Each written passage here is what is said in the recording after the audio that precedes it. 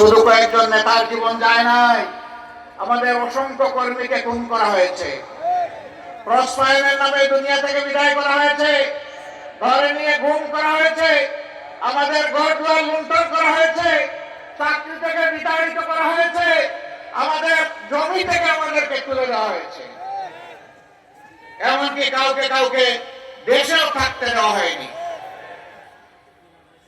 আমাদের মনে অনেক দুঃখ ছিল, কিন্তু মহান রব্বুল আলামিন আমাদের কলিজার টুকরা সন্তান ছাত্র যুবকদের তুমুল আন্দোলনের মধ্য দিয়ে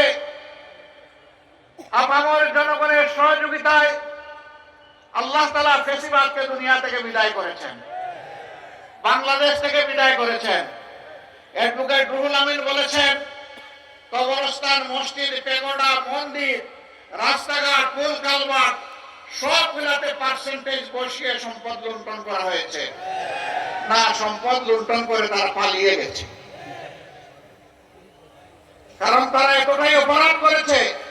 খুন, গুম, ধর্ষণ, লুণ্ঠন করার পরে এই দেশে মানুষের সামনে মুখ দেখানোর সৎসাহস তাদের নাই। সৎসাহস নাই বলেই তো তারা পালিয়ে গেছেন। আমরা তাদেরকে বলি, না, আসেন, আসেন, ফিরে আসেন, আমরা আপনাদের বিচারটা দেখতে চাই। কারণ আপনারা তখন বহু দেশপ্রেমিক নিরীহ মানুষ, আলিম ওলামা, হাফিজ, আইতাম, এদেশের বিরোধী দলের দেশপ্রেমিক নেতা কর্মীদেরকে নির্বিচারে খুন করেছেন, বিচারের নামে প্রহসন করে তাদেরকে দুনিয়া থেকে বিদায় দিয়েছেন। আপনারা তখন বলেছেন, আমরা কিছু করি নাই, আদালত সব কিছু করেছে।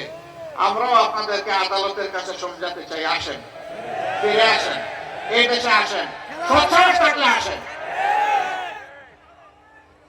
যদি এই দেশ এবং মাটির প্রতি ভালোবাসা থাকে, যদি সত্যি এই দেশের মানুষকে ভালোবেসে থাকেন, তাহলে একা একা থাকেন না, একা থাকার দুঃখ বড় গুণা।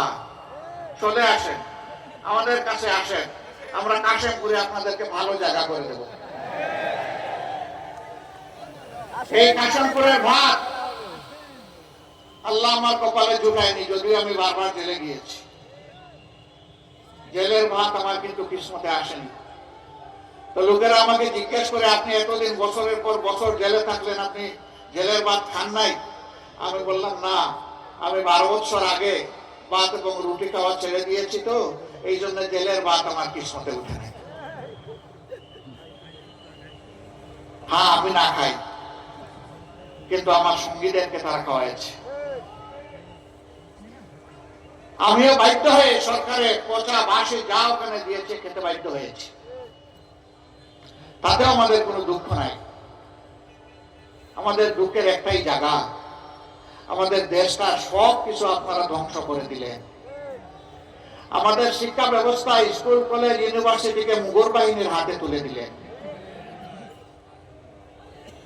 আমাদের উন্নয়নকে আপনারা লুটেরাদের হাতে তুলে দিলেন।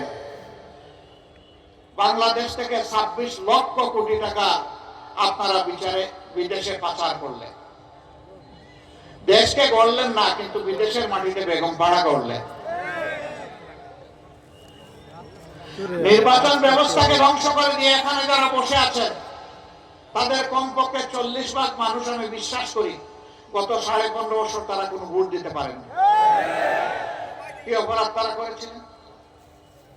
প্রথম ভোটটা হলো, মানুষই তাকে ঘৃণা করে প্রত্যাখ্যান করলো ভোট কেন্দ্রের সামনে, নিরীহ প্রাণীরা মনের শান্তিতে ঘুমায় থাকলো।